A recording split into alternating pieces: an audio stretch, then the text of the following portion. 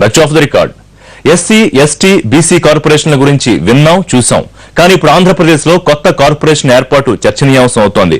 అదే బ్రాహ్మణ కార్పొరేషన్.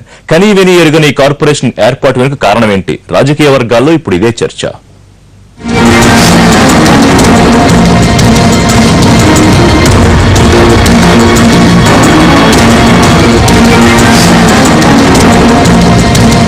బ్రాహ్మణుల సంక్షేమం కోసం ఆంధ్రప్రదేశ్ ప్రభుత్వం ప్రత్యేకంగా కార్పొరేషన్ ఏర్పాటు చేస్తూ ఉత్తర్వులు జారీ చేసింది. ఇప్పటికే ఎస్సీ, ఎస్టీ, బీసీ, మైనార్టీల సంక్షేమానికి ప్రత్యేక కార్పొరేషన్లున్నాయి. వీటి సరసన సరికొత్తగా బ్రాహ్మణ కార్పొరేషన్ కూడా చేరింది. అగ్రవర్ణంగా ఉన్న బ్రాహ్మణుల్లో ఆర్థికంగా వెనుకబడిన ఉన్న వారి సంక్షేమం కోసం ఈ సంస్థ పనిచేసేలా విధి విధానాలు రూపొందించనున్నారు. ఇప్పటికే బ్రాహ్మణుల అభివృద్ది కోసం బడ్జెట్లో 25 కోట్ల రూపాయలు కేటాయించారు. కార్పొరేషన్ ఏర్పాటుపై బ్రాహ్మణ సంఘాల నుంచి ప్రశంసలొస్తున్నాయి. బడుగు, బలహీన, అణగారిన వర్గాల అభివృద్ది కోసం కార్పొరేషన్లు ఉండడంలో పెద్ద ఆశ్చర్యం లేదు. అదే ఆనవాయితీగా వస్తోంది. కానీ అగ్రవర్ణాల కోసం ప్రత్యేక కార్పొరేషన్ ఏర్పాటు చేయడమే ఇప్పుడు రాజకీయ వర్గాల్లో చర్చనీయాంశమవుతోంది. దేశంలో ఎక్కడా లేని విధంగా ఆంధ్రప్రదేశ్ రాష్ట్రంలో బ్రాహ్మణుల కార్పొరేషన్ ఏర్పాటు చేస్తూ ప్రభుత్వం కీలక నిర్ణయం తీసుకోవడం రాజకీయ వర్గాలను ఆశ్చర్యపరుస్తోంది. సాధారణంగా అగ్రవర్ణాల సంక్షేమం కోసం మాట్లాడాలంటే రాజకీయ వర్గాలు కాస్త వెనుక ముందు ఆలోచిస్తూ ఉంటాయి.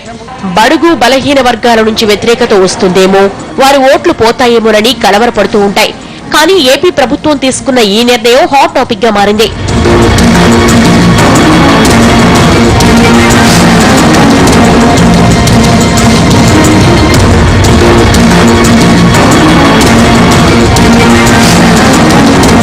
బ్రాహ్మణుల సంక్షేమానికి ప్రత్యేక కార్పొరేషన్ ఏర్పాటు నిర్ణయం రాత్రికి రాత్రి తీసుకున్నది కాదంటున్నాయి ప్రభుత్వ వర్గాలు. దీని వెనుక పెద్ద కసరత్తే జరిగిందంటున్నారు. ఎన్నికల సమయంలోనే చంద్రబాబు ఈ హామీ ఇచ్చారు. 500 కోట్లతో ప్రత్యేక సంస్థ ఏర్పాటు చేస్తామన్నారు. ప్రస్తుతానికి 25 కోట్ల నిధులతో బ్రాహ్మణ కార్పొరేషన్ ఏర్పాటు చేశారు. అసలు ఇలాంటి నిర్ణయాన్ని దేశంలో ఎవరూ తీసుకోలేదని రాజకీయ వర్గాల్లో చర్చ జరుగుతోంది. అసలు ఏపీ సీఎం నిర్ణయం వెనుక కారణాలేమిటని చర్చిస్తున్నారు. అయితే ఎన్టీఆర్ హయాంలో మునిసుబు కరణాల వ్యవస్థ రద్దు నిర్ణయంతో బ్రాహ్మణ వర్గమంతా టీడీపీకి వ్యతిరేకంగా మారింది. చాలా ఏళ్లుగా ఆ వర్గం టీడీపీకి ప్రతికూలంగానే ఉంది. దశాబ్దాలు గడిచినా బ్రాహ్మణ వర్గాన్ని పార్టీ దరిచేర్చుకోలేకపోయింది. అందుకే ఈసారి కార్పొరేషన్ ఏర్పాటుతో బ్రాహ్మణ వర్గాన్ని ఆకర్షించారు. ఎన్నికల్లో ఈ మేరకు హామీ ఇచ్చి మాటిచ్చినట్లుగానే కార్పొరేషన్ ఏర్పాటు చేశారు. తెలుగుదేశం పార్టీలో బ్రాహ్మణ సామాజిక వర్గానికి చెందిన ఒక్క ఎమ్మెల్యే కూడా లేరు.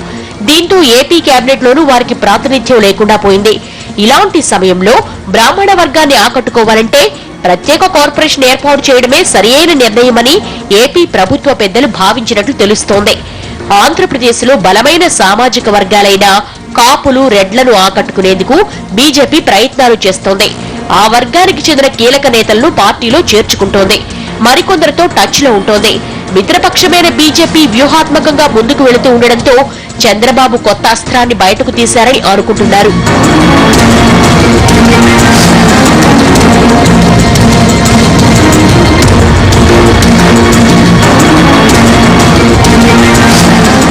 బ్రాహ్మణ వర్గాన్ని తన వైపు తిప్పుకోగలిగితే రాజకీయంగా ఢోకా ఉండదన్నది టీడీపీ పెద్దల ఆలోచనగా తెలుస్తోంది.